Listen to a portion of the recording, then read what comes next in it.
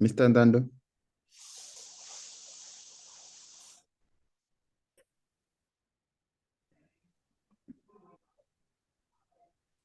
We can't hear you. All right. Okay. Sorry about that. So you know what happened? I was on a call, so I had to mute this here. All right. That's fine. So all I was saying, I was going back. Right. I had gone back to the chart there to see what's up in terms of the scope, the costing scope. So I was saying learning unit number 1 is cost classification and cost estimation. So what we have on that there,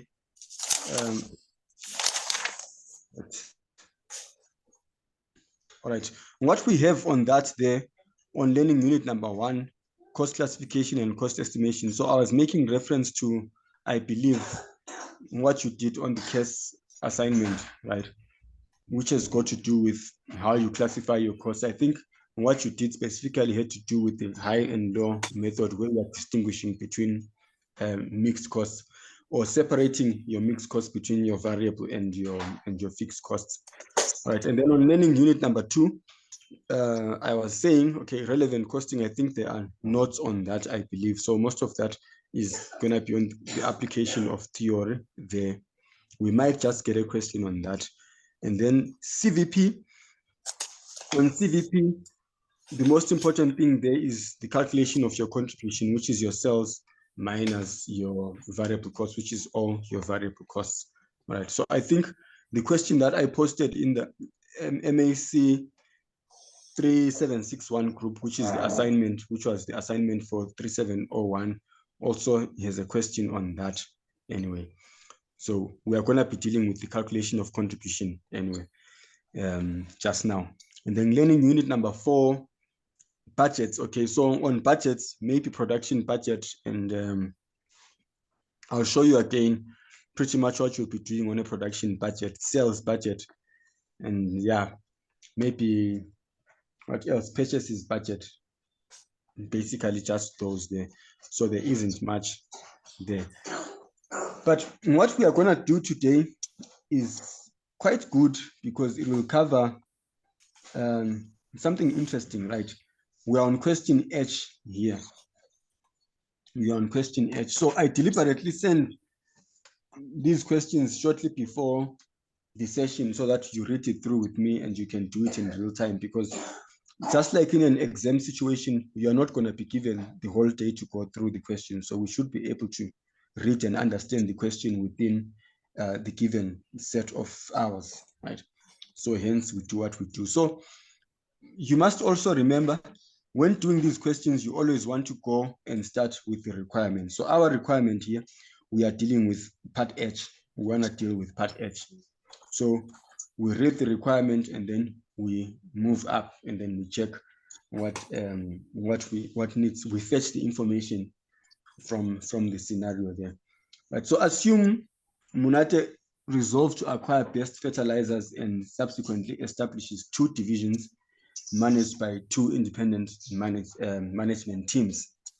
Determine the budgeted minimum transfer price per ton at which the selling division will be willing to transfer the required 1,700 tons of, I don't know how to say this, but for the 2024 financial year. All right. So we are dealing with the minimum transfer pricing. So just to fill you in on this, when we talk about transfer pricing, obviously we are dealing with a situation where there are divisions within an organization. So this could be typical to when an organization has a subsidiary, or it could be just the same organization but with 2 different divisions, where now one division is responsible for the manufacturing or the production of one product, and then seemingly they have to transfer it to another product. But decisions that come into play now is, what price are you going to transfer that product to, given that you also have an external market for the same product, right? So which means you have an option here. You can either transfer it within the organization, right? You can transfer this thing within the organization to a different division, or you can transfer it to an external party. So if you're going to transfer it internally now, you need to decide what price you're going to transfer this. So you generally have three options, right? You can either transfer it internally using the external price, so which is the market related price. So you basically price them the same way you are going to price it to somebody that you're not related to, an organization that you're not related to. So which is a market-based rate. And then the other option that you would have is simply a cost-based, right? You simply just deal with the explicit costs of producing that product. So you simply price it at that, right? And then the third option would be the one that we are dealing with here, which is the minimum transfer price. Okay, I hope that's clear. So we are dealing with this one here. So apparently now they have to transfer 1,700. So there's a method that you use in determining the transfer price. So the method is, okay, I'm gonna write it down for you, but before we go there, let's just go to the scenario and see where you get that information there in terms of the transfer price. Hello. Right. Yes, Melissa, are you okay? Yes. Can you? My audio was off, and I only fixed it now. So I just want to know, did I miss anything important? What's important is what we are about to discuss now. So it was just a introduction, nothing major, nothing big. Okay, thank you. All right. Okay, so we want to see now in terms of where there's the issue of transfer pricing, right? Where there's the issue of transferring those units between. All right, this is it here, under the possible acquisition of best fertilizers. Right. So if you do have the question next to you, please just open it and go to 3.2 there, so we can all get the context of what we are doing. So the management decided to diversify the industries they form part of, and hence considering the possible acquisition of BF, a company that produces various fertilizers. So as part of due diligence, they gathered the following information. All right, so we can skip that. All right, so the fertilizers require this word. How do you pronounce this? Does anyone know how we pronounce this here, this word? Somebody's got to help me tonight. How do you pronounce this word? Let me highlight it. It's bagasse. Okay, I'll go with that. Bagasse. All right, I don't even know what that is. All right, so the fertilizers require bagasse as the main ingredient. Monate has the capacity of producing 2,200 tons, right? And then the related external demand is 2,100. So I guess you guys remember what opportunity cost is, right? Because we are going to be dealing with opportunity cost here, right? Which is basically a situation where you need to make a choice, right? And then going for one choice means that you need to forfeit the other choice. So which is the case here that we are going to be dealing with in terms of deciding what the minimum transfer price is between these two divisions. So the most important information now is what I'm highlighting. Number one is capacity, right? What is our maximum capacity in terms of production? And then number two, the external demand. So in other words, what is required externally, right? And then number three, what is required internally. So just by analyzing this now, you can already see that our capacity is 2,200.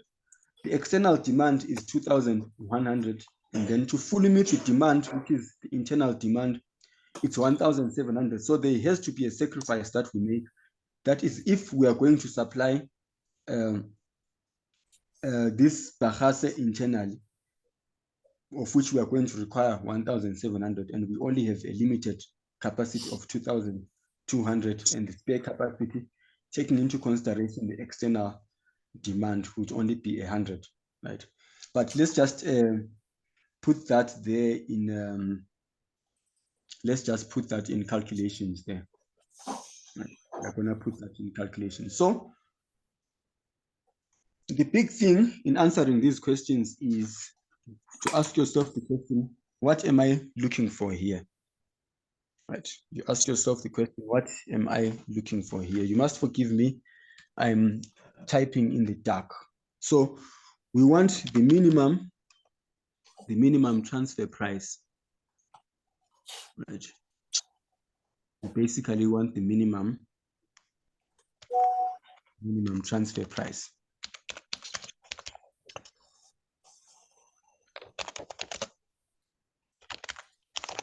Right, there we go. So the minimum transfer price is basically made up of two components. Component number one is going to be the incremental production. The incremental production costs, and then it's also going to be made up of the forfeited contribution, right? Let's just say foregone, since I might just misspell forfeited in the dark, we can go for foregone contribution. Right.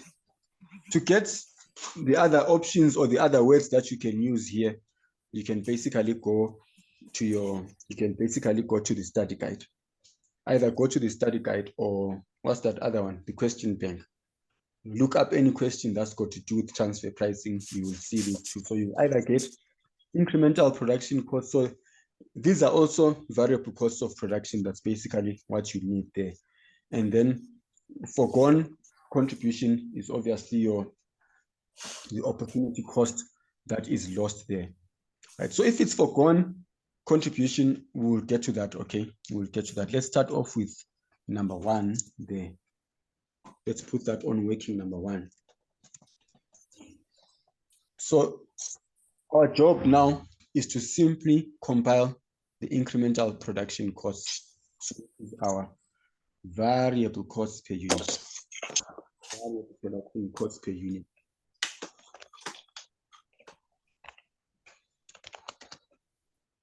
Right. Let's just say variable production cost per unit. So that's on calculation number one. That's what we need to fetch now from the scenario. All right, so let's have a look and see.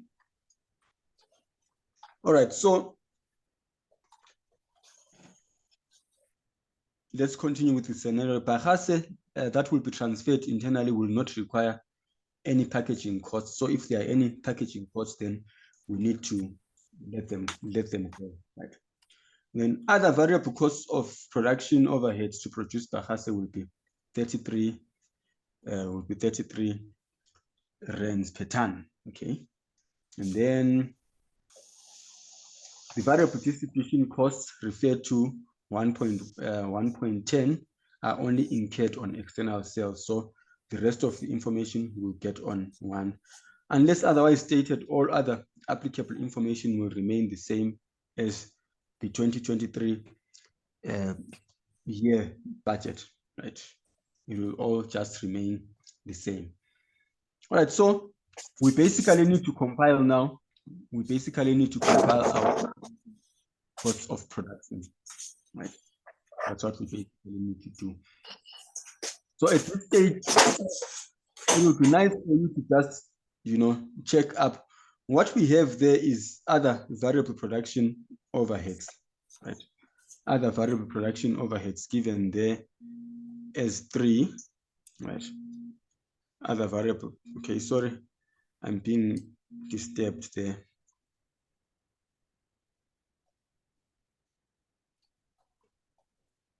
All right.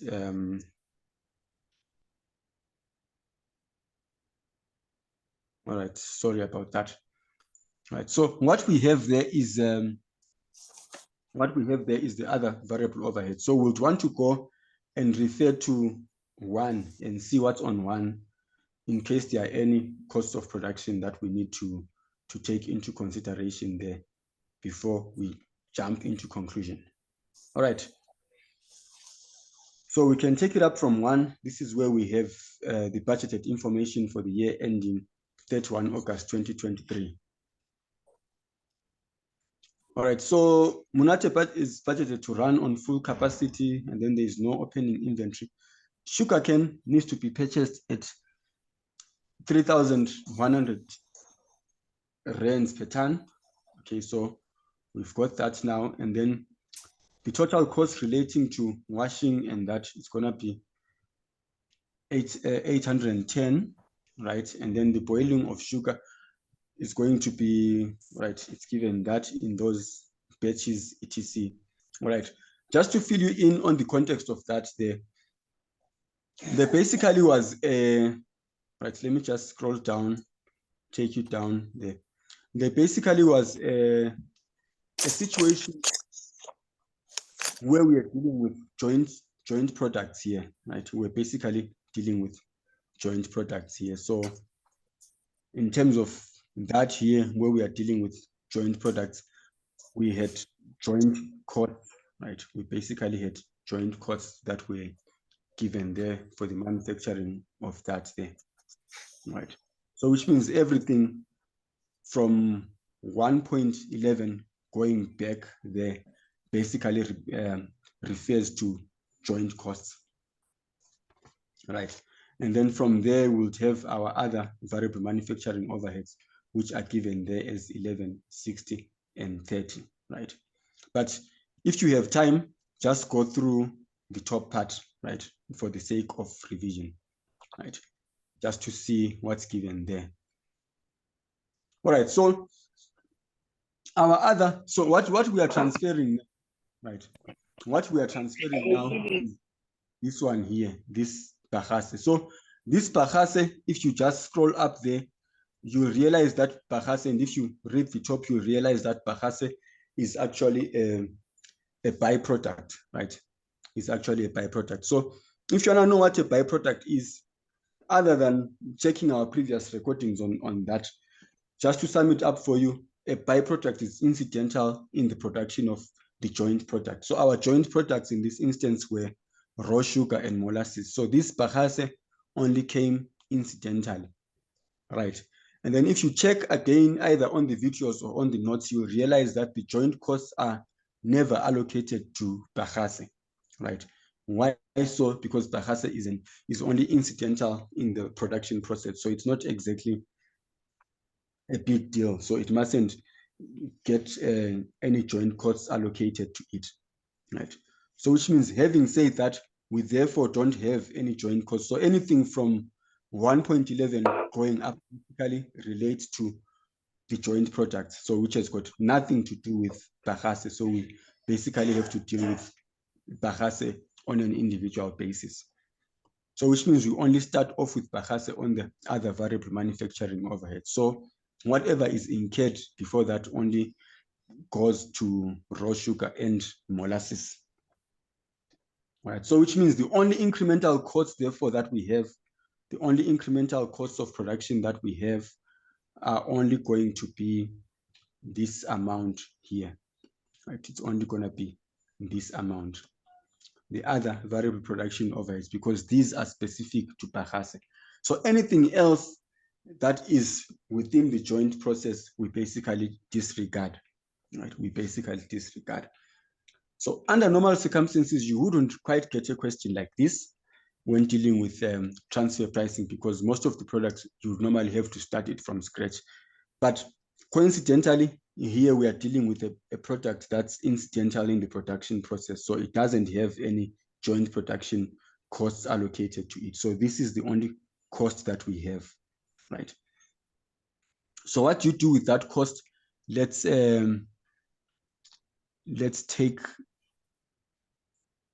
it as it is. I'm going to copy it and then we paste it on the Excel spreadsheet. So that's the incremental cost that we have.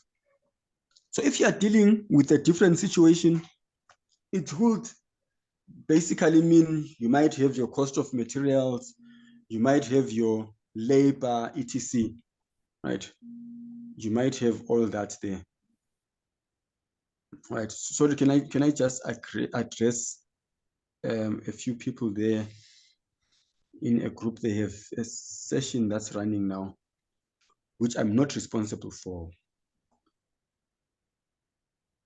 All right.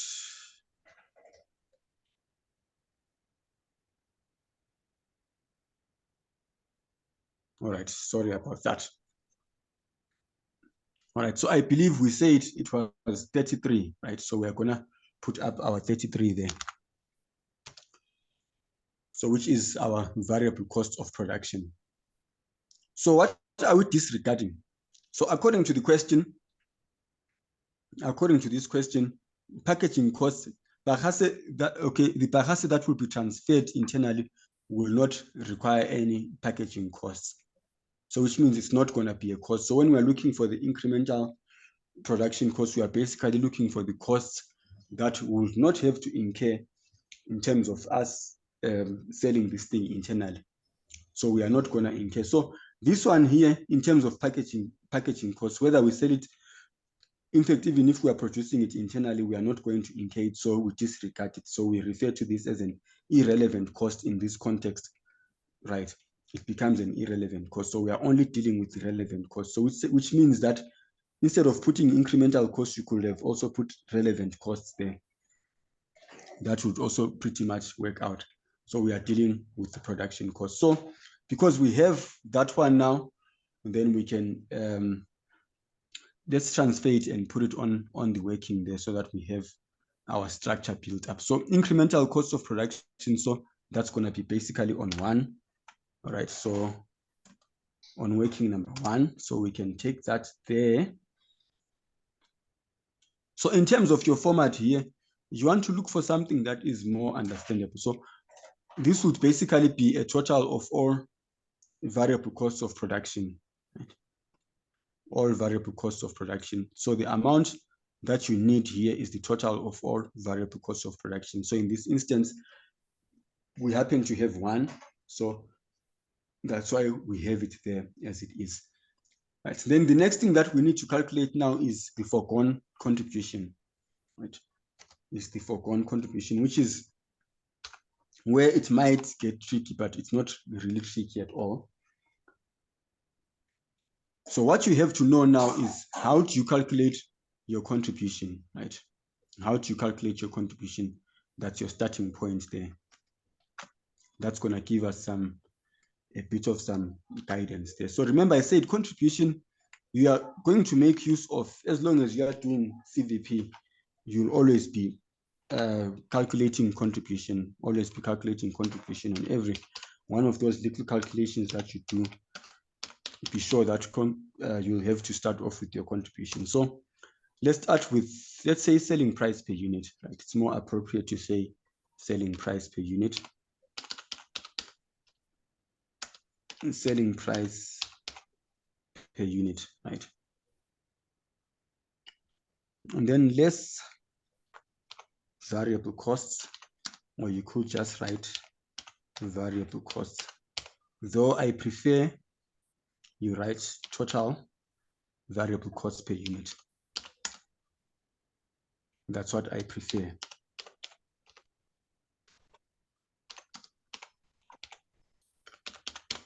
All right. I prefer that.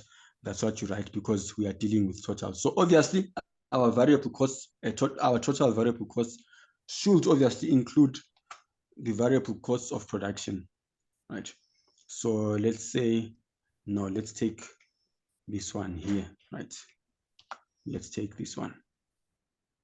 That's what we need, right? Variable cost of production. So you would have calculated that from your first working. So you take that as it is, you bring it over, right? So when we are dealing with contribution, remember now we are dealing with external sales, right? We are now dealing with external sales because we want to see, our whole aim is to find out how much contribution are we losing. So in other words, the amount of contribution that we are losing by selling internally is what we are losing by not selling externally. So we need to find the contribution that we could have earned had we sold our products externally, right? So which means now we'll need our packaging costs, right? We will need our packaging costs.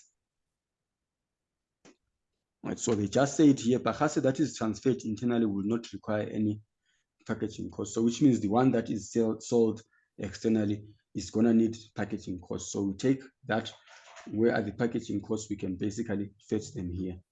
So it's 75 Rand. So we take that 75 Rand and then we add it there. That's 75. All right. That's our 75 there. Matter of fact, let me make these uniform.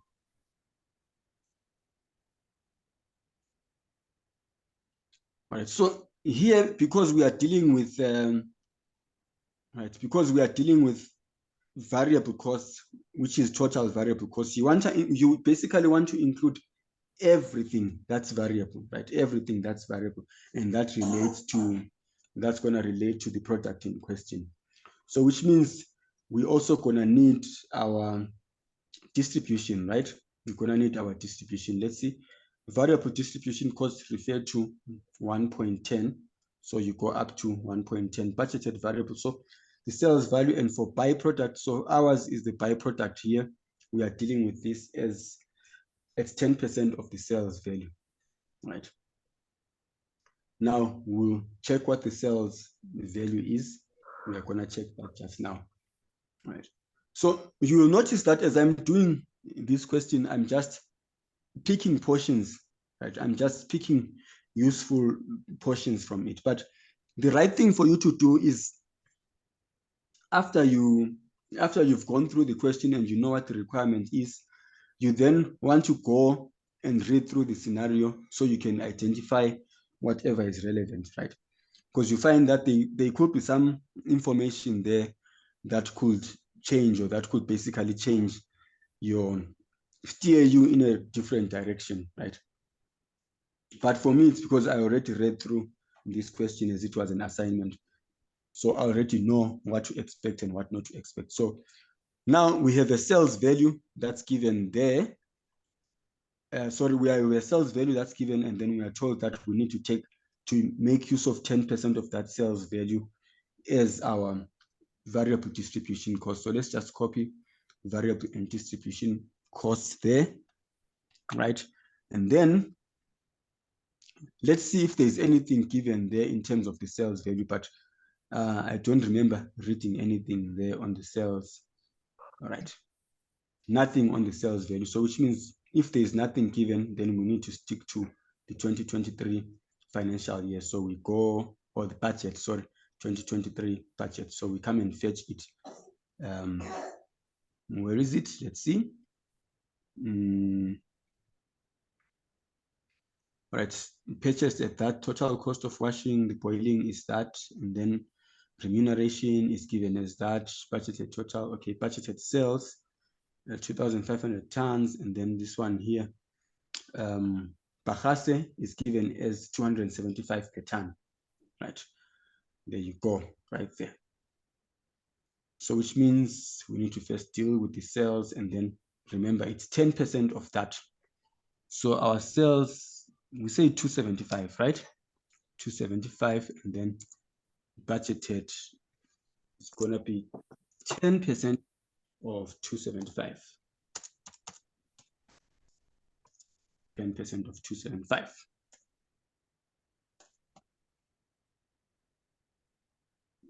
Hey, what's going on now? That's 0.1 times that amount there, right? So I believe those are all the costs that we need. Those are basically all the variable costs that we need. So we can total them up there. All right. So that there is our total variable costs. There we go. Let's make them negative. So this here now would be our contribution per unit, right? What we are going to calculate now, contribution per unit. So how do you find your contribution? It's basically sales minus total variable costs, right? So we just deduct those there. So we get our 139.50. But you're not going to take that amount and put it straight up there. You're not done, because what we need is the foregone contribution. So which is the contribution that we are losing, not per se the contribution as it is. So how do we find the foregone contribution? The method is very simple. So you go back to the question and you want to check now, how much of those units are we losing, right, from the external market, or how much of those units are we sacrificing? So what we are sacrificing is basically what we are going to be losing, right? So our capacity, we basically have a capacity to produce, let's take the capacity to produce 2,200, right? So we take our maximum capacity. So as you are doing these questions, it's important to be asking yourself some questions, right? As to what do I intend to calculate here? What do I want to find? Right. So we said what, 2,200. Right. So here our intention is to find the sacrificed units, the units that we basically have to sacrifice in order for us to fully meet this demand here, this internal demand. So our maximum capacity is 2,200. So what's our external demand? Right. Our external demand is 2,100, right? So we come and put our external demand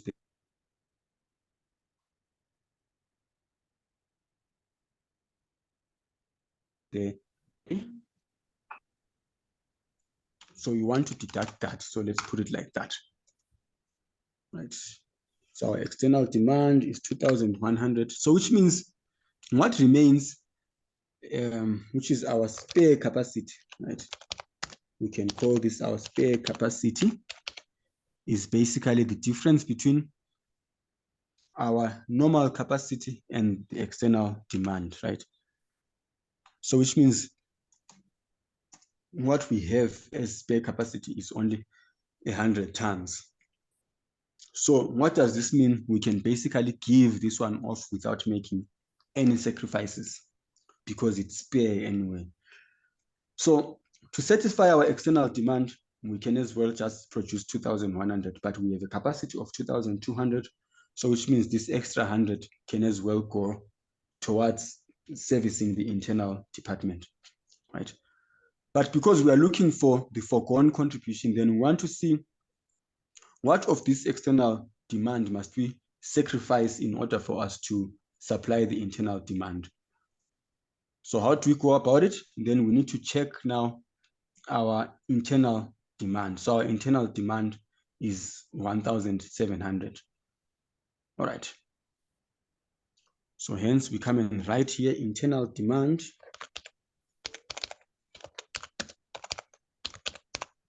Right. So we said our internal demand is 1,700. So we want to deduct from there. Right. So why are we deducting? We are basically deducting to see what remains now. After we've used up this spare capacity and we still need to satisfy the internal demand, how much do we need to dig into our external demand in order to satisfy the internal demand? So which is going to be the difference between the hundreds there, which is our spare capacity, and the internal demand right there. So which is 1,600. So we basically now know that we need to sacrifice 1,600 units from the external demand, right? That's what we know now. So to proceed from this now, our foregone contribution or sacrificed, okay, let's stick to foregone or opportunity cost, right? Right. The formula there should be our contribution per unit. Contribution per unit. What we multiply that by? We multiply it by the sacrificed units, right? Sacrificed units.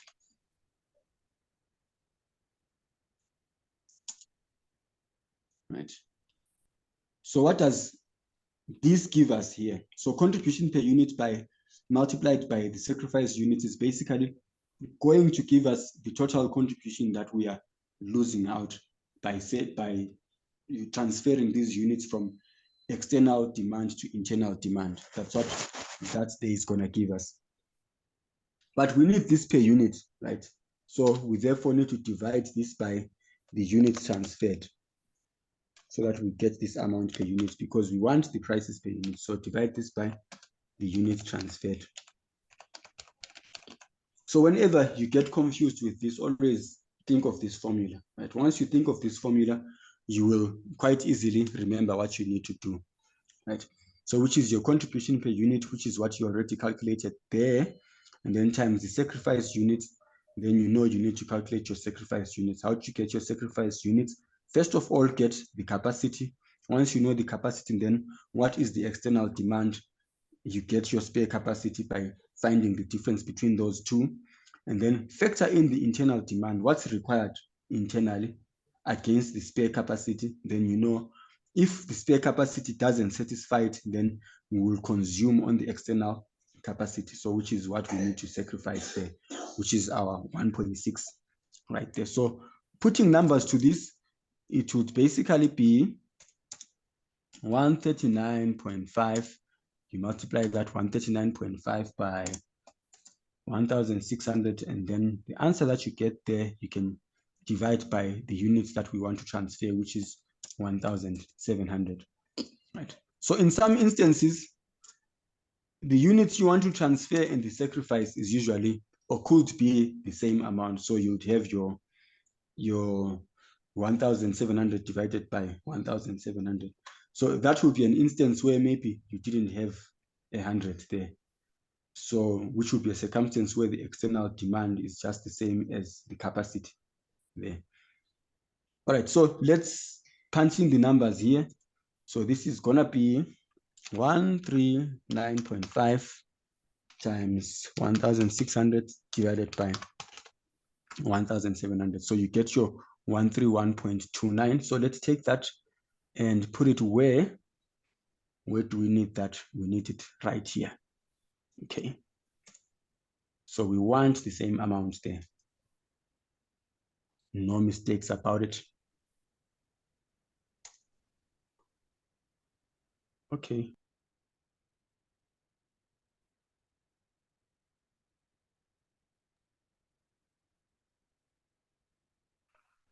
Okay, so let's total up these two now to get the minimum transfer price. All right, we can put that in a box there. And then we just total up those two. All right, so it's 16429. 16429.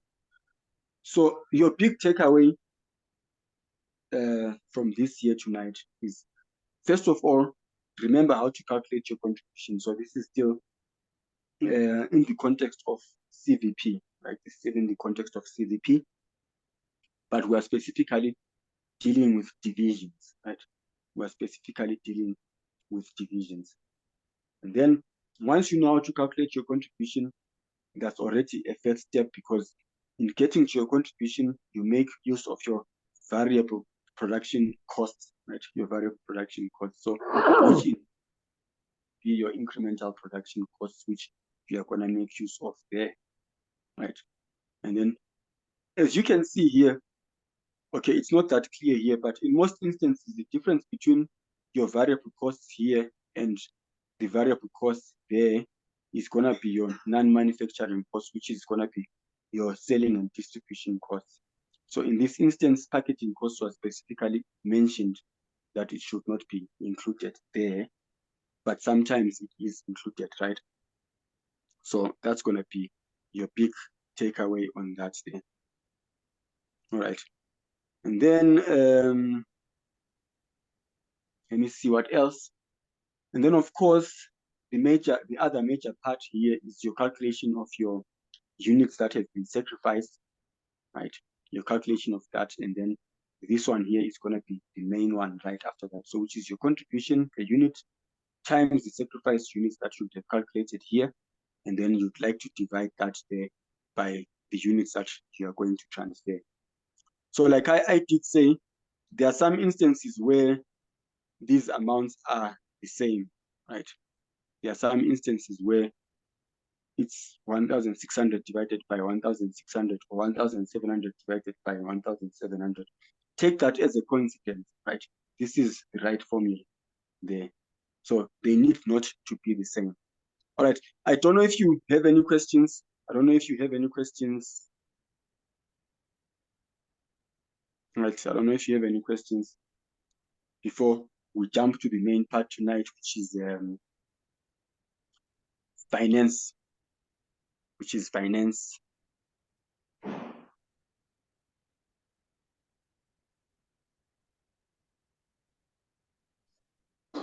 All right. No questions. All right. Good. Let's jump to the finance part. So this is all we need to know for the test on Friday. The important things, or Not was quite. just one question that you did with us. This is just, yeah, this is just, I wouldn't exactly say one. Let me just say this would be two parts of it, because they might be, just in case they put divisions in terms of divisionalized structures of an organization, this could come in handy. But again, this can work out for this part here that I was mentioning, which is the calculation of contribution, right? So I saw there they were mentioning on CVP. So on CVP, you'd either be doing your break-even analysis or some other stuff that's related to calculation of your contribution. But basically, when it comes to contribution calculation, this is it, right? And then remember again, we are not yet done. Now we are moving to finance, right? Yeah. We are moving to finance. Yes. Okay. Thank you. So what I figured out, all right, my pleasure. So what I figured out now, when thinking about this class in the context of the guys that are having a test, is right now we are currently doing finance, right? So I'm sure it's gonna be in their best interest to test us more on finance. So hence we need to put a little bit more on that finance thing. So if there is anything else other than this, I think I don't remember us doing transfer pricing this semester. So, which is why I prefer that we go through transfer pricing. The rest, I think we've done a little bit. Just also peruse through, yeah, maybe just peruse through the previous videos. Yeah, just peruse through the previous videos, but there shouldn't be much on that one. All right, let me just put up costing. So put up finance. I sent a question paper. I sent a question paper in the groups. So we gonna share that question paper now, and then we see what we can do on that question paper, which is, I don't know which one you guys find easier, costing or finance. I wonder which one is easier for you guys. Costing is better. Finance, you are. I once failed costing. I never failed finance, so I don't know. I think one book that we used to use back in the days was Colin Drury. So I'm very much used to Colin Drury. We have a different textbook that we use here, but it's also based on Colin Drury, and we hated him so much. Costing, because I when I was doing this, it was under financial accounting. I was majoring in financial accounting. So I was a lot more interested in financial accounting than management accounting. And then finance, I just liked finance, so hence it never gave me any problems. So this is what we will do, guys. Right, this is what we are gonna do. All right. Just give me a second.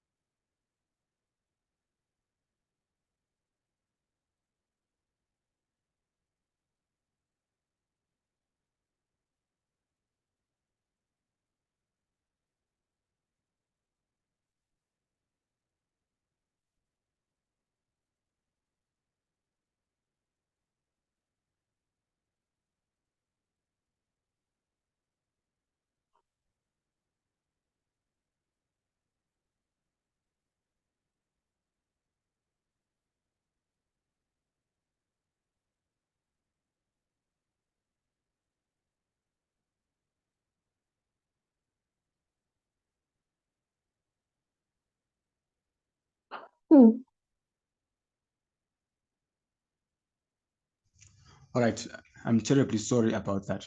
So hopefully we will get a question on weighted average cost of capital. So what the strategy will be now for both of these modules, I wanted to do the 2018 paper. I think I already indicated, if you guys can get me the paper on Telegram, I'll be very much obliged. Please just check the paper and post it in any one of the groups there. 2018, June and October, right? June and October. So what we are going to do, since we are fast approaching the end of September, so the next classes, I think from next week, the next classes, people are going to be doing presentations in class. We're going to be working through the presentation, working through question papers with presentations. So which means whoever is going to be doing presentations, they'll have a one-on-one session with me on whatever question they'll be dealing with, so that they deliver something that is good, something that is understandable. Then I'll only resume doing sessions in October where we are strictly doing revisions, right? Where we are strictly going to be doing revisions. So on the revision classes, it's not just going to be us, but there will be many other people joining us. So which means from now on, just brace yourself for other students doing presentations. So if you haven't signed up on doing the presentations, please do so, right? Please do so, as this is going to help you in terms of improving your communications. Remember, this is not just about what you do in writing, right? Some of this information you're going to need to present it to other people in life. Sometimes you might have to sit for interviews. So this is going to help improve your communication skills. Okay. All right, so question number one, which is the weighted average cost of capital. So this one, I think we have videos on this, so I'm not going to go into this one. The next time we do weighted average cost of capital, one of you guys is going to be taking us through, right? So we are starting here. Advise Evermec Limited Board of Directors whether the new machine should be purchased, assuming an expected rate of return is 18%. You can assume tax is payable in the same year as calculated and accrued. Round off your answers to the nearest rand. Right. So when we're doing NPV last week, net present value or internal rate of return, but specifically net present value, I said once you see a question where you need to advise in terms of a project, right? In terms of a project, in this instance, a new machine, and then the marks are significant, then you want to go for net present value. You can't do payback period, ne? You can't do that. Neither can you do accounting rate of return or any one of those. You want to go, they want to test you on your net present value. Usually, if it's internal rate of return, they'll specifically ask you to do internal rate of return, right? So we are dealing with a new machine, right? And then this is gonna come last, but the rate is 18%. Then we've got tax issues here, so we'll want to deal with the tax issues, all right?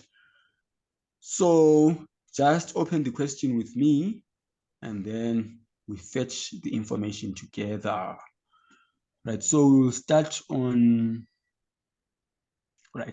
point number 5, I believe. So to service the demand for the vitamins, Evermec Limited is planning to buy new high-tech machinery at a cost of 600 million. And then the project starts on the 1st of June 2021. The company will use this infrastructure for 6 years in full production, then scrap it for 50 million. The depreciation on the high-tech machinery is 100 million per year. The required working capital is 100 million, of which 60% will be recovered at the end of the project. So the expected annual production is given there, all right? And then the budgeted fixed costs for production are 30 million per month, and the selling price for the first year is set at 155 per bottle of vitamins. And the selling price is expected to grow with the current inflation rate of 4% per annum it is expected that the inflation rate will stay unchanged for the duration of the project, right? And then the contribution is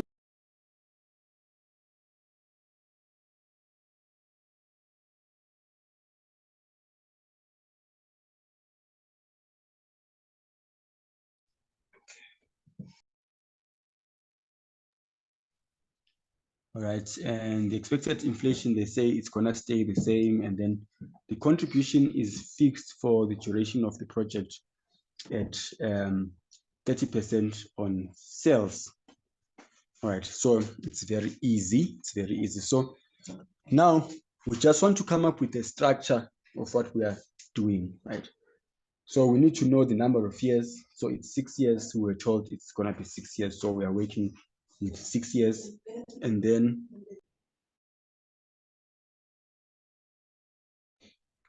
we're gonna be working with 6 years.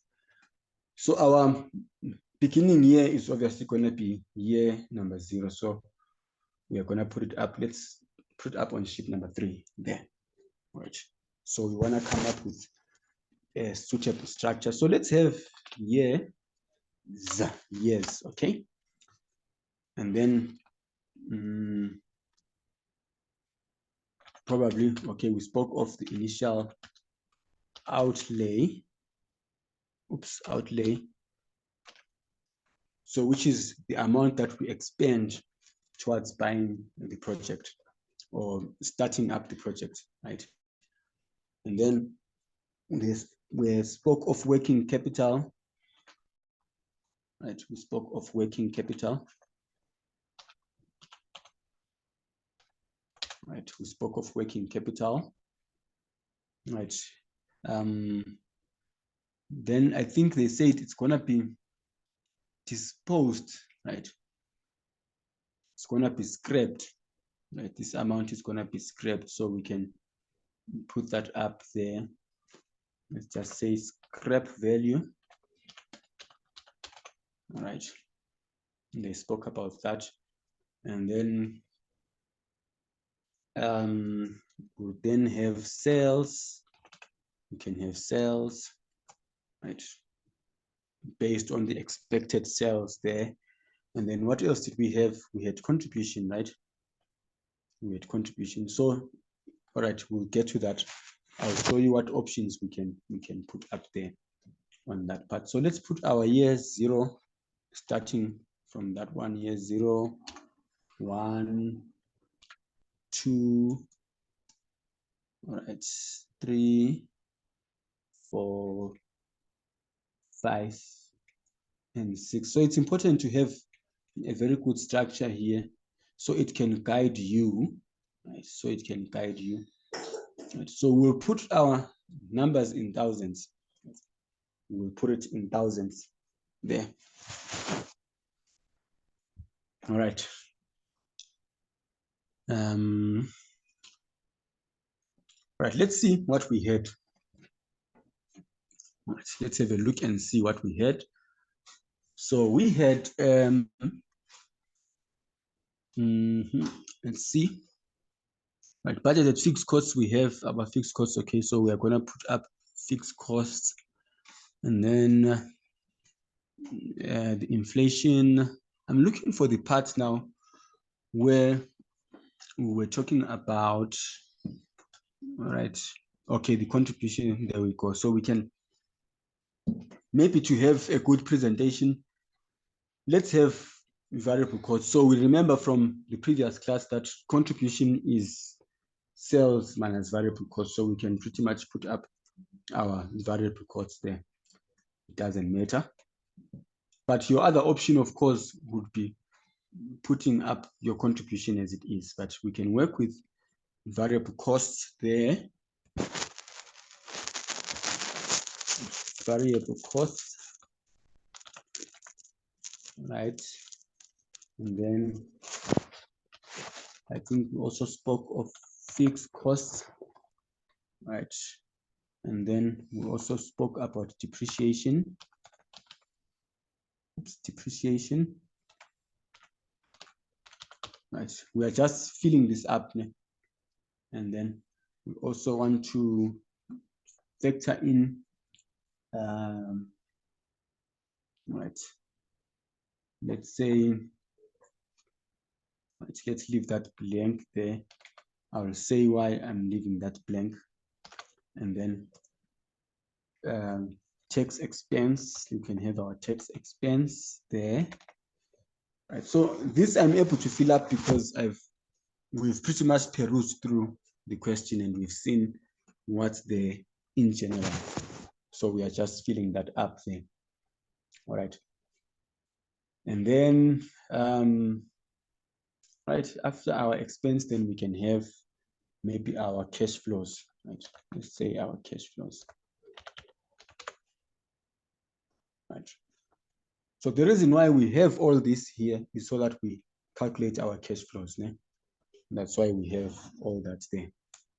Right, let's fetch the information and then we discuss as we move along. All right. The service, okay, to service the demand, they are planning on buying a new high-tech machine at a cost of 600 million. So we are going to write our 600 million as 600,000. We'll just cut out the last 3 zeros there. And then, so which means our initial outlay there is 600,000. And then how much is our, okay, our scrap is 50 million, right? And then working capital is 100 million. So we have 650 million. Let's just put that information down. So you see, as you're putting this information like this, you're collecting marks, right? You're collecting marks there. Right. I believe the working capital was how much? Was 100,000, né? The working capital was 100,000, and then the scrap was 50. So sometimes with working capital, so it's a requirement, so we need to make it negative there. But we are told that part of it is gonna be recovered there. Sometimes with working capital, what happens is sometimes we assume that the whole of it is gonna be recovered at the end of the period. I saw this with UNISA, right? But I've never seen it anywhere else. But that's usually the assumption that the working capital that you make use of at the beginning of the project, you would recover all of it at the end of the period unless stated otherwise. But with some other institutions, if nothing is said about it, then you just leave it out. But in this instance, they said a portion of it is only going to be recovered. They said only 60% of it is going to be recovered from what we were reading together. So which means only 60% of 100,000 is going to be recovered. So 0.6 times that. Of course, in an exam situation, we would need to show where the 60,000 is coming from, right? So you'll maybe put that under working one, right? Maybe, since it's the first working. So working number one. So because of time, I'm not gonna write this one down since we are discussing it here, right? And then the scrap value, they say it's gonna be scrapped at 50,000. So this is gonna be money coming in. So we put that as a positive amount. So let's go back to the question and see if we've captured everything that happens at the beginning, right? So we have the scrap there, 50 million, and then the required working capital, 100 million, and then 60%, which is 60 million, is going to be recovered at the end, and then 600 million is what we are spending at the beginning of the project. So I think it's clear so far, right? So if you're not going to do well on this question, maybe it's because you wouldn't have put up a good structure there for your working. So with UNISA, this is pretty much what we are going to be having, right? This is pretty much what we are going to be having. I think you must have had this from second level, and the only thing that you didn't have was your taxation, I think. Right? Otherwise, the rest is just the same. Right, let's deal with sales. Let's deal with sales.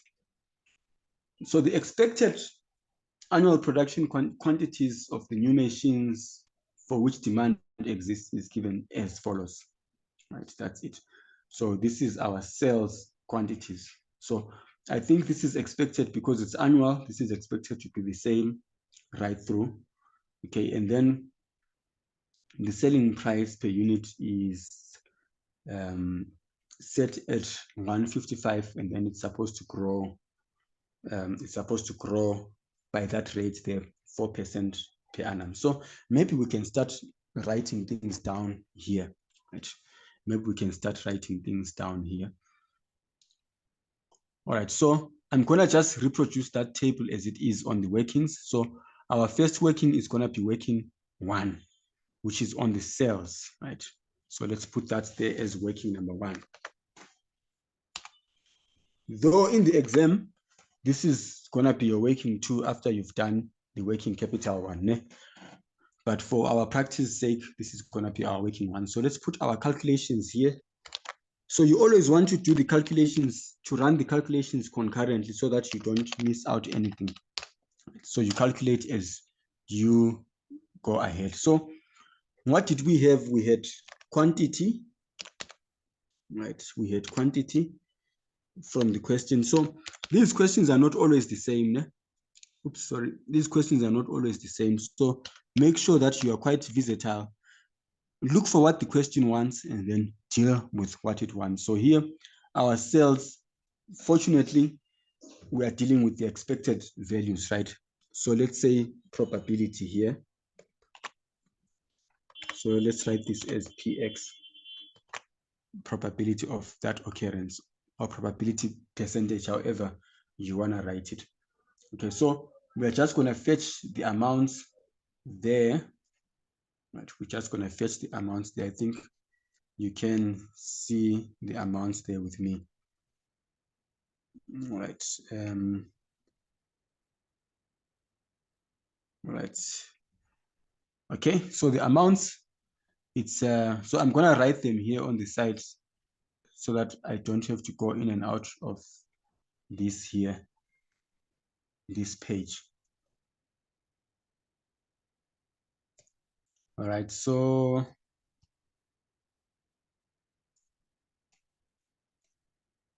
quantity number 1.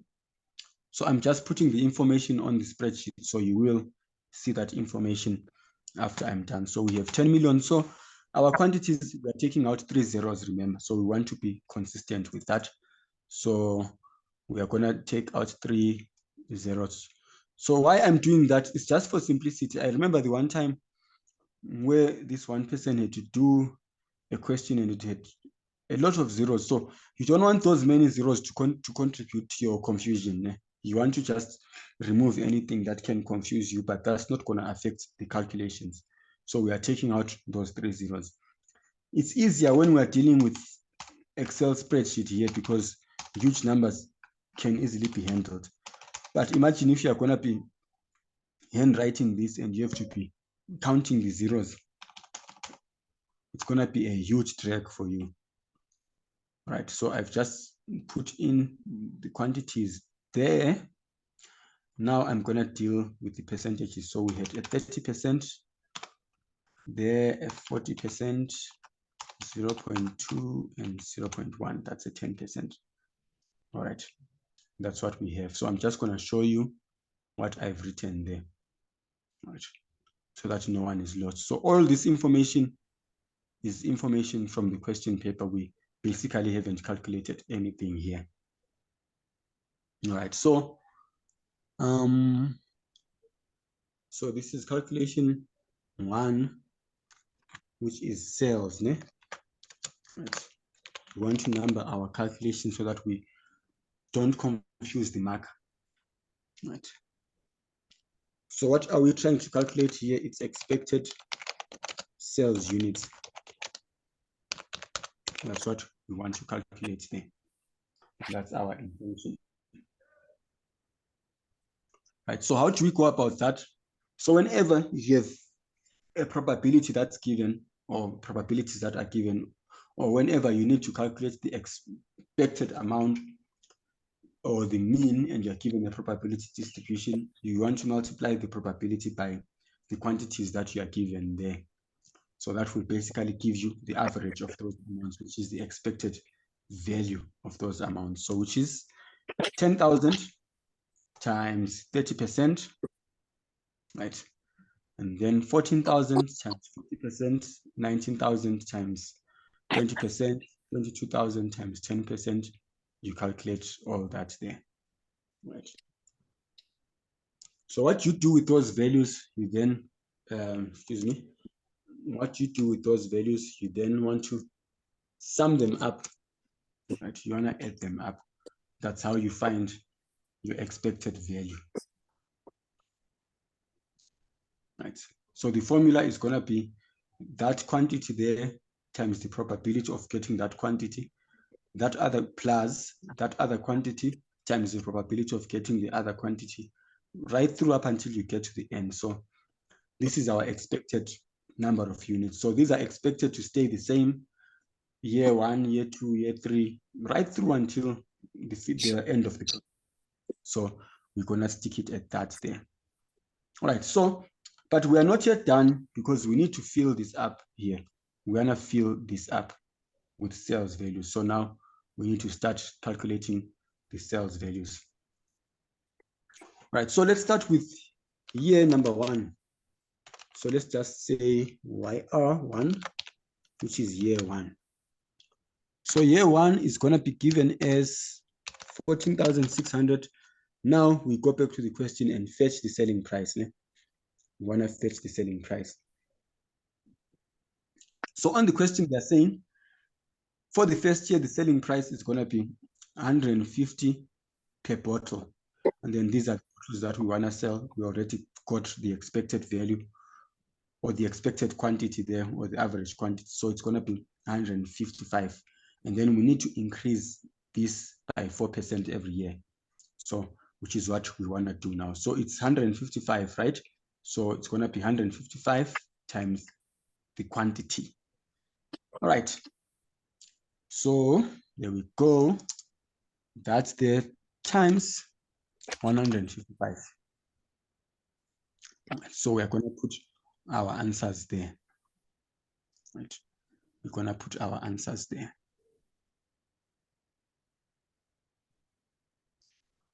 All right, so please just do the calculation with me if you may, times 155, so that I don't punch the wrong figure. All right, so we want this to grow by, they said by 4%, right? We want this to grow by 4%. So we want to take that into consideration now from the second year. So which means on year 2, we need to have a different figure now. So on year 2, the quantity is the same, 14,600, but sorry, what's growing? Okay, what's growing there is that 155. The quantity is the same. So we need to watch out. Sometimes it's the quantity that's growing, sometimes it's the price that's growing, right? So in this case, the price is the one that's growing. So it's this 155 that's going to grow by 4%. So which is going to be 155 times 1.04, right?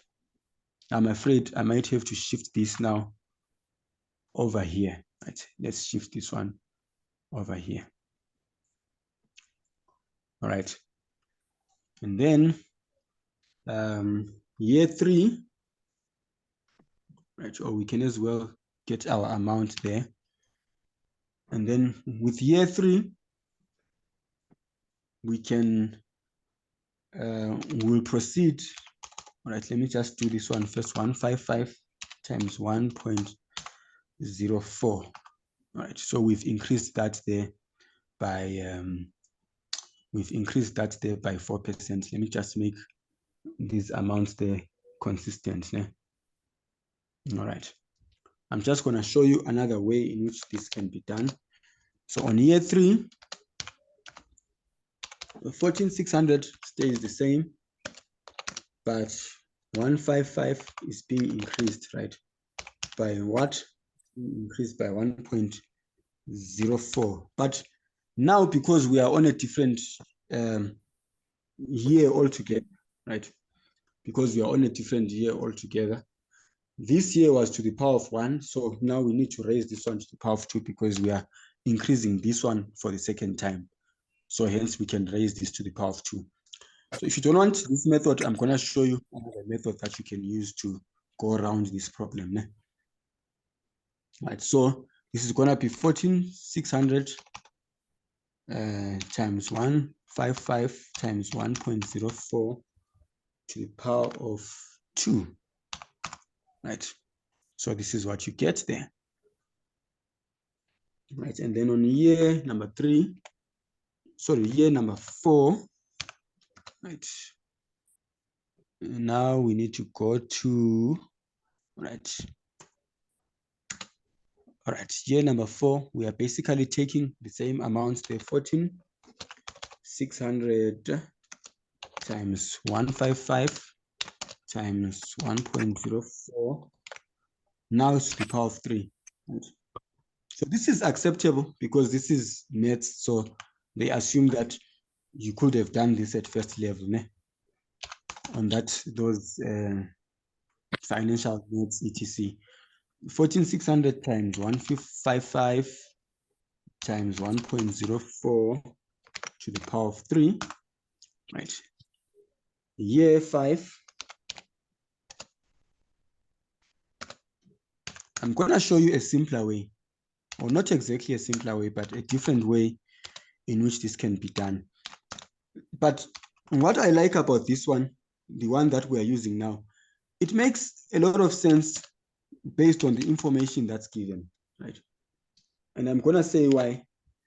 Because what's increasing here is this 155. So what you could have done is to simply calculate this 155, and then once you get the answer, you move it through. That's specifically if you're not using Excel. It's going to be quicker for you to do that, but we will discuss that just now as some of the variations that you can do for this question. So now we are on to the power of 4, right? Okay. And then on the last year, year number 6, it's going to be 14,600. The quantity is staying the same. So we are showing the marker that we understood the part of the question that says the quantity is staying the same, right? So we are making sure of that, times 1.04 to the power of 5, right? So let's put that there. 14,600 times 155 times 1.04, 1.04 to the power of 5, right? There you go. So we are done with all the 3 years. So what's going on here, this is what's happening, right? So our year is 14,600. So let's see if our numbers tally. So the first year is straightforward. It was 14,600 times 155. Now we want to grow this 155 by 1.04. So this is going to be, we are increasing the selling price, right? I want us to observe what happens there. So 155 times, it was 155 times, okay, let's put it in the same line there, right? 155 times 1. Hey, this is the exam. Right, 155 times 1.04, right? So we are putting the selling price there. So we get 161. And then if we increase that 161, all right, okay, before we get there, let's see if that works out. So if our amount there is 14,600, so if we multiply that there, right, that amount there by 14,600, it has to give us that same amount, right? This is straightforward. Let's have a look on the second one there. Right, so 14,600 is the same, but this one here, because it's growing every year, let's grow this one by the same rate, which is 1.04. 1.04. Let's see what that gives us. So I'm just showing you another option there, right? Your other option. Right, so this amount is the same, 14,600. Let's multiply and see what this one is going to give us. So this is going to give us, right, 2,447,661. You see it's the same amount there. So then which means if you take this amount again and you increase it by 1.04, right, times 1.04, right, it gives you a network. 14,600, which is the same amount there, and you multiply it.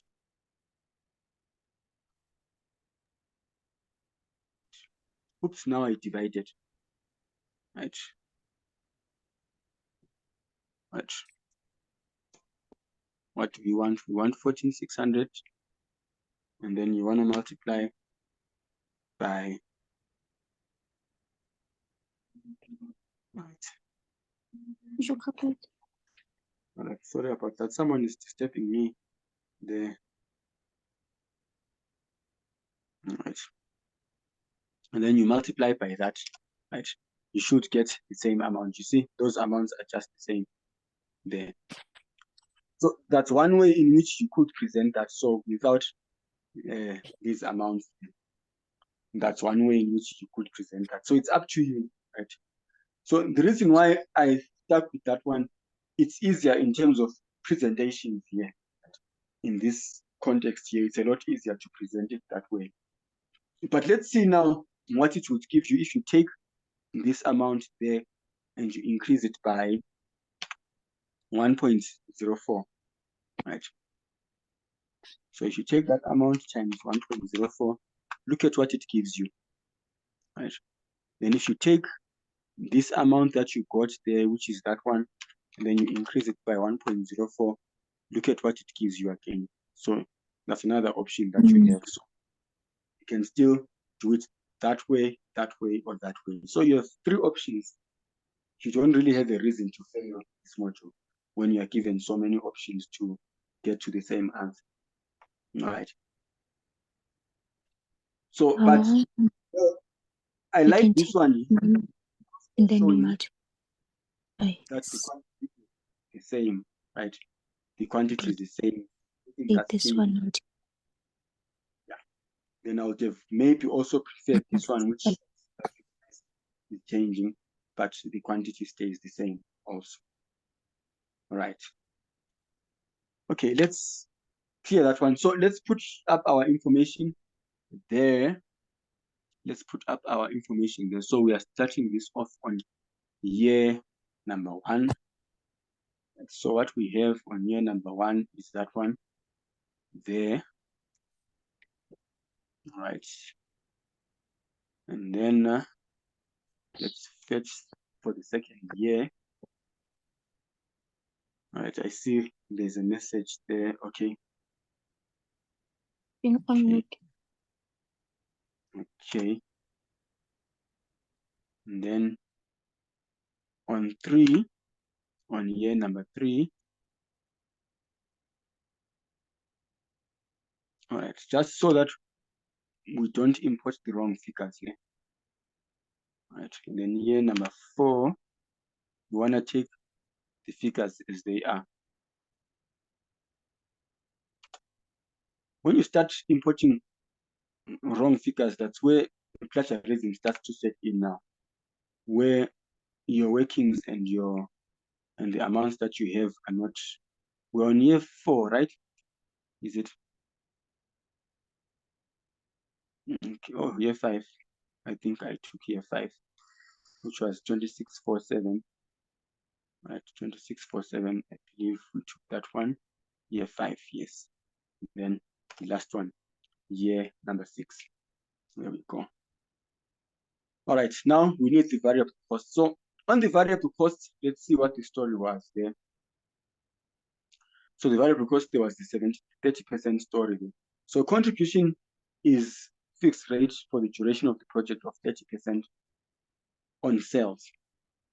So I did say the option that you have there you could either have your contribution, so you could underline that there, meaning that you won't have to make use, you are not going to highlight these here because you're not going to use them, and then simply put up your contribution, right?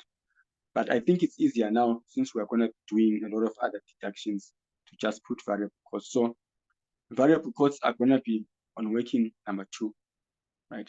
Working number 2, which I'm not going to put up, right, for the sake of time. But what's on working number 2 is basically going to be this here. 30% times what? Times sales. Times sales. Right. So how would you go about that? Maybe you can put that there as sales and then put the other amount there. I don't know how you can put it up. But if you're handwriting, you can as well put up the workings 1-1. So which means you're gonna start off and write here number 1, then you take that amount times 30%, you put the amount there. Year number 2, take the amount times 30%, etc. like that. So I'm lazy to type that now, but for the sake of tests and exams, then you might have to show that here, so that it doesn't look like we are sucking up these numbers from our thumbs. Right, so 30%, so this has to be a negative, right? Because it's a cost, so you want to make sure that it's negative. So 0.3 times this amount, this is what we have, so we want the amount negative. So let's try and apply that right through. So this is what we've done, 30% of the sales, this is the variable costs. All right, and then fixed costs are 30,000 per month. I gathered just before the class that you guys like costing, so you must know that fixed costs are fixed, right? Unless if they state that there are circumstances where these costs can change, right? There are circumstances where these costs can change, but generally they are going to be fixed throughout the duration of this project. So it's going to be 30,000. Watch out, this is per month, right? So we need to watch out. So which means whatever we do, we have to multiply that by 12 because we need it per annum. So that's going to be 30,000, which in our minds we know is million, right? We should not lose track of that. But those fixed costs again are a deduction. So minus 30,000, 1, 2, 3, right? Let's drag that. These amounts are, this amount is the same right through. So fixed costs obviously include depreciation, so we need to adjust for that depreciation there. Ne? We need to adjust for that depreciation right there.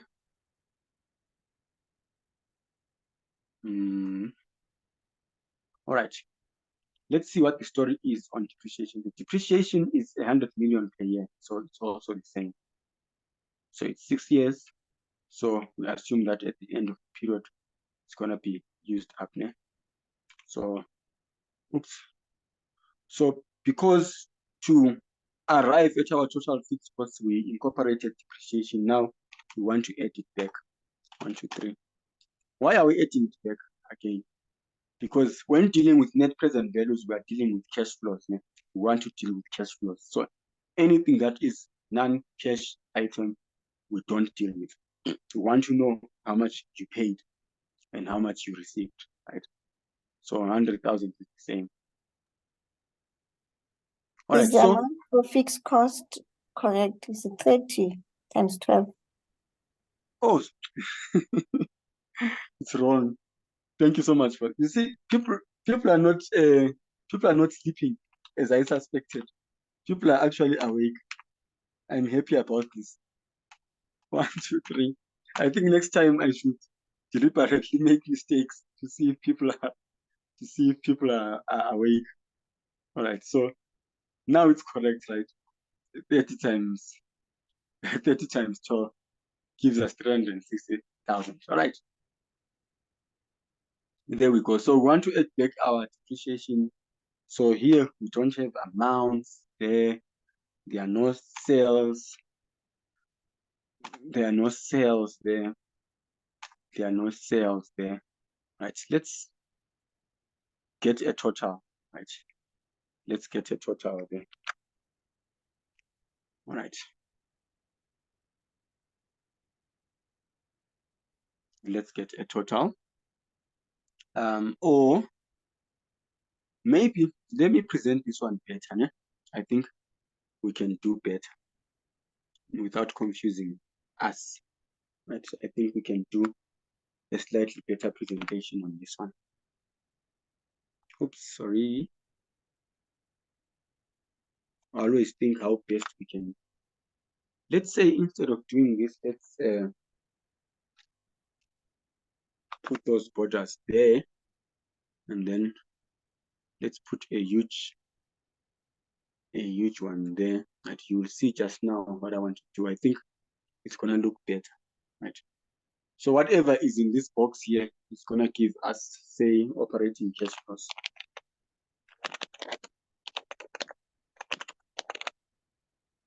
That's gonna give us operating cash flows. So, which is what I wanted to put there, but I'm thinking it looks better if it's up there. Né? I will explain why I decided to go for this one. Né? All right. So let's see what's left now. Let's just total that up. Sum. So we want the sum of everything that is inside there, right? So let's drag that there. So we are basically finding the sum of that then, the sum total of what's inside to get our operating cash flow. So remember, if it's we could have calculated operating profit. So operating profit would be sales minus variable cost minus our fixed operating costs. So that basically give us operating profit. But now that we've added back depreciation, which is a non-cash item, we basically get our operating cash flows right there, right? So why did I do that now? I said I was gonna get to that. It's so that we can deal with the issue of tax. Oops. Tax is gonna be on calculation, let's say calc 3, right? Tax is gonna be on calc 3. All right, let's see. So in terms of our taxation, to arrive at our taxable income, we can start off on operating cash flows. So all these cash flows are allowable deductions, right? So which means depreciation needs to be excluded, and that's what we did there. We excluded the depreciation by adding it back to the fixed costs. So which means this gives us a good starting point there in our tax calculation. So this is just so we can make that calculation easy. Number 3, tax, okay, expense, right? So on the tax expense, then we can basically take these amounts as they are as our starting point here, right? We'll copy this down here, right? So the years are just going to be maintained as they are. Let me just ensure that we have uniformity there, right? We want our numbers to be, we want us to be able to read those numbers. So in terms of operating cash flows, we'll take them as they are from the top. Né? So starting from year 0, and then we track this up to year 1, 2, 3, 4, 5, 6. Maybe 6 is up to there. At 1, 2, 3, 4, 5, 6. That's what we have there. All right. So far we're in agreement on that one. Let's see what other allowable deductions we could have there. All right. Let's see. All right. Let's see what other allowable deductions we could have there. All right. Sorry about that. I'm just remembering that I didn't send someone some stuff. Okay. All right. Okay, let's see what we have. Let's fetch the information and see. Right.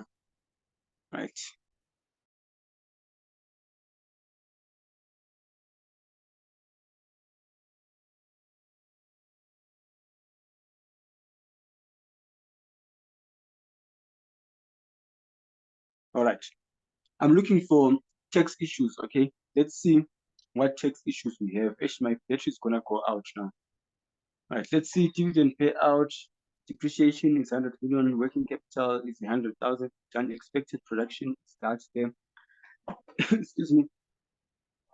And expected that inflation will grow. That way, loans are taken like that, and then new income tax is 28%, allowable capital is 20%.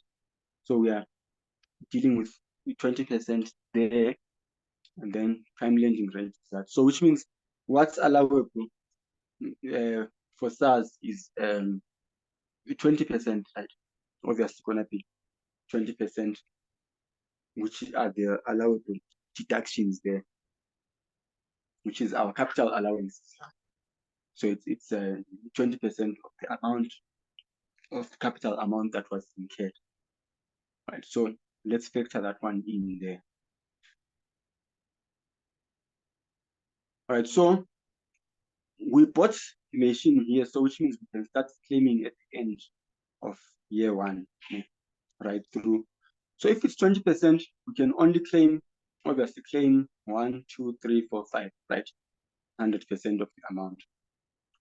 So let's say the capital allowances, right? I'm just going to put it as K allowances, but you want to write it in full, right? You want to put it in full. So it's 20%. It's going to be 20% times, how much did we incur on this one? So times 600,000, yeah? 600,000. So sometimes these amounts are not uniform. If you are doing tax, you remember that there are some instances where you can claim 100% of the amount on the first year. There are some instances where you can claim, say, I can't remember now, was it 30, 20, 20, 20, something like that. Right? But here it's uniform, right? So, but I'm just saying you need to watch out for, it's not always going to be uniform. So it's 0.2 times 600,000. I think this is it. So we are claiming 120, 120 up to there, right? Up to there. So 20, 20, 20 will give you 100% there. So you will realize now that at that point there, the sum that's given there is 600,000. So which is the total of the amount that was put in there, right? And then other than that, we might need to deal with either recoupment or scrapping allowances. Yeah? So let's start, let's say recoupment.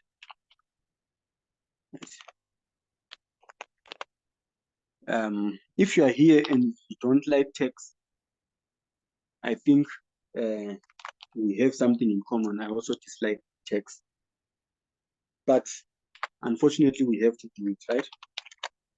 Scrapping allowances. Scrapping allowances. So I'm sure Mr. Ndlovu told you that scrapping allowances are going to be a deduction. There it's an allowance, and then recoupment is taxable, right? And then probably he also told you how to calculate your recoupment or your scrapping allowances. So which is going to be your selling value minus your tax value, right? So we want to have our tax value there, right?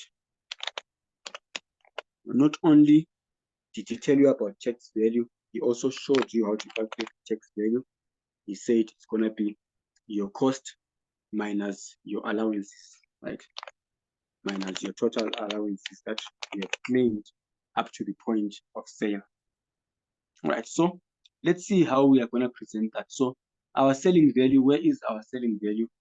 Then how much is this gonna be scrapped for? So it's gonna be scrapped for 50,000. So that's our sales value there. Let's see. 1, 2, 3. So if you've got text questions, please don't ask me, ask Houston Love. I'm sure you have his contacts from the groups. So whenever you have text issues that have got nothing to do with management accounting, go to Mr. Love. All right. Now we want the text value. So how do we get the text value? We want the cost. So the cost, we already know that we bought this for. People keep calling when I'm in class. Okay, say I'm in class now. Okay. So we know the cost. The cost was 600,000. Eh? So at this point, on year 6, how much of the allowances have we claimed? We've basically claimed all the allowances. Right? We've basically claimed all the allowances. So which is basically the whole amount there, 60,000. So why I'm mentioning this is because there are some situations where, say, suppose the capital allowances are like 15%. So which means we'll get to the end of the project before we have exhausted the 600,000, right? It's not 60,000, it's 600,000, yeah? Right. There are some instances where we get to a point where we are selling off this machine and we haven't exhausted our claims on the capital allowance. So which means we'll not exactly have the same amounts there on your cost and capital allowance. So we'll basically have an existing tax value. So here we don't have an existing tax value, right? Or our tax value exists, but it's what? It's nil, né? Which is basically 600,000 minus 600,000, right? Right, so the answer that we get there, if it's positive, it means it's a gain, it's a recoupment, right? We'll refer to that as recoupment, so which is 50,000 minus the tax value, which is 0. So that's where our recoupment is coming from there. So here it's not always 0, like I mentioned. It depends on what the tax value is, which is dependent on the allowances that you've claimed, right? Then if the tax value is higher than 50,000, then you can claim allowances on that. So that's going to be a negative amount there. Okay, so I don't think there's anything else that we should include there. I believe there's nothing else, right? So let's just say we can put 0 there, 0 there. I'm doing this so that I can underline, and then another 0 there, another 0 there, another 0 there, and another 0 there. Right. If you ask me what's that for, it's just to underline, right?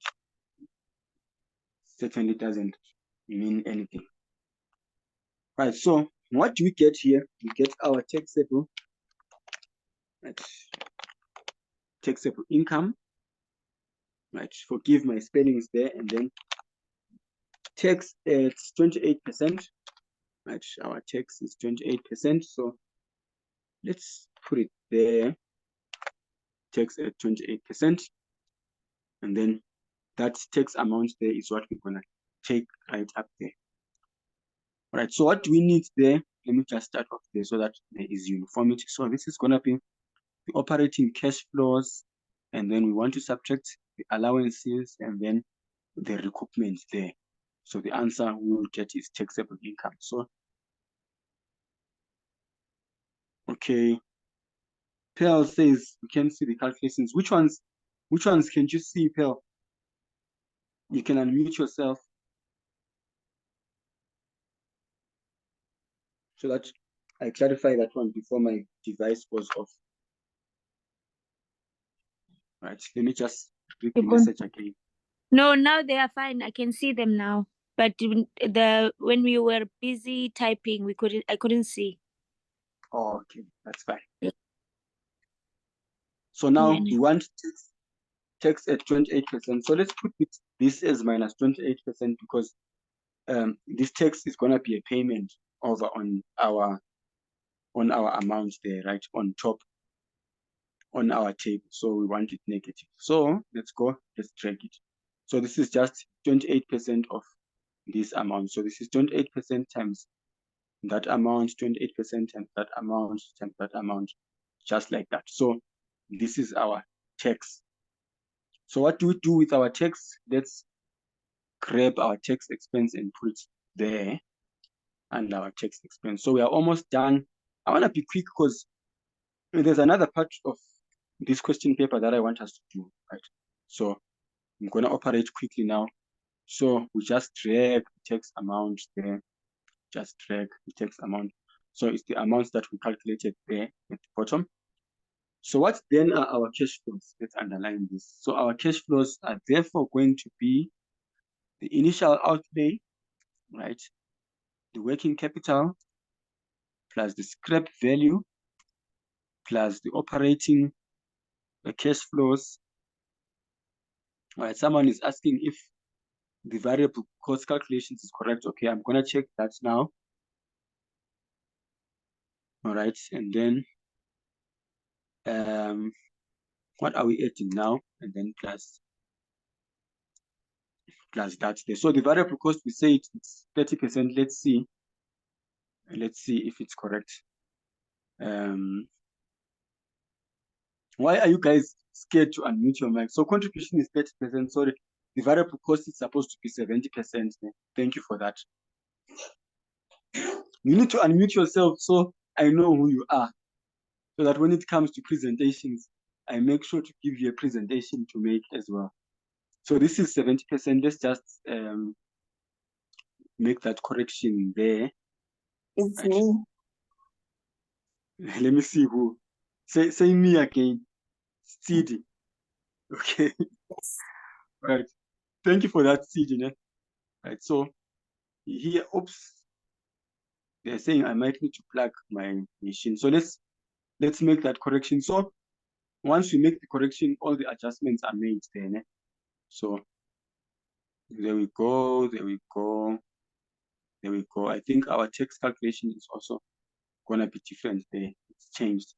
So we are all good. All right. So let's drag the cash flows right through.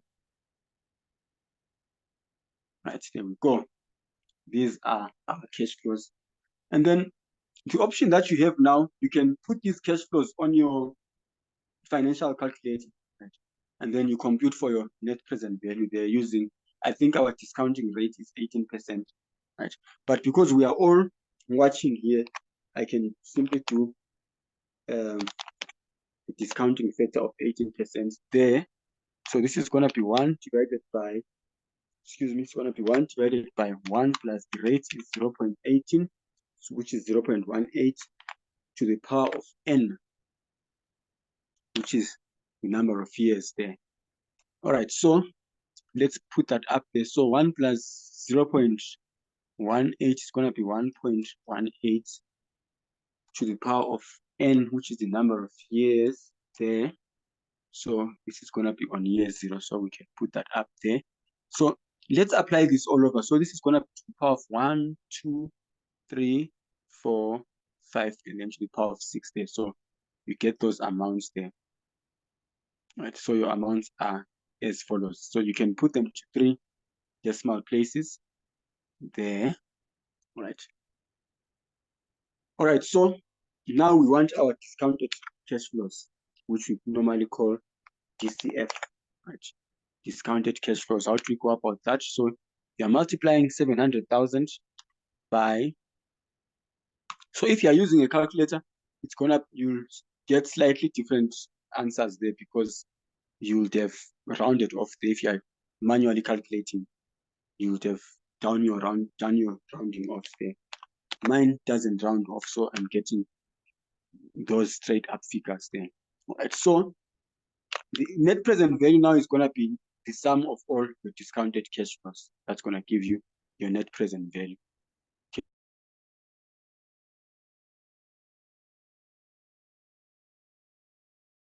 Okay, sorry, that didn't pick up there.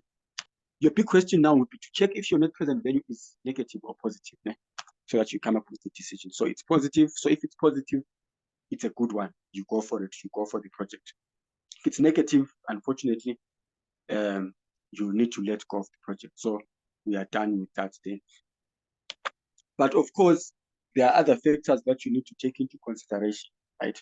Which we are going to discuss next time. Now, I'm rushing to the second question. I'm not sure if we are going to make it because my battery is off. I'm in load shedding up until 10. Can you believe it? That's crazy.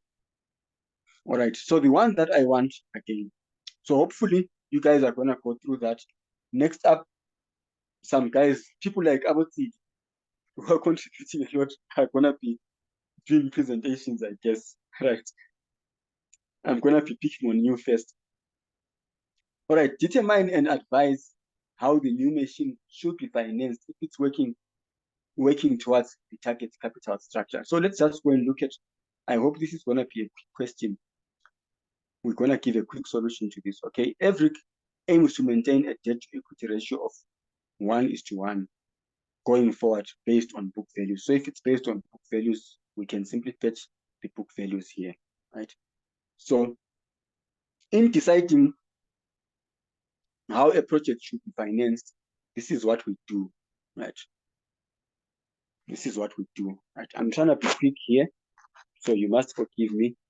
So we want to have, say, instrument, okay? Instrument, you can put up instruments there. So by instrument, we are referring to equity. And then we will see what are the components of debt, right? And then current structure, right? We can have current structure there, right? And then what you can have there, you can put in additions, right?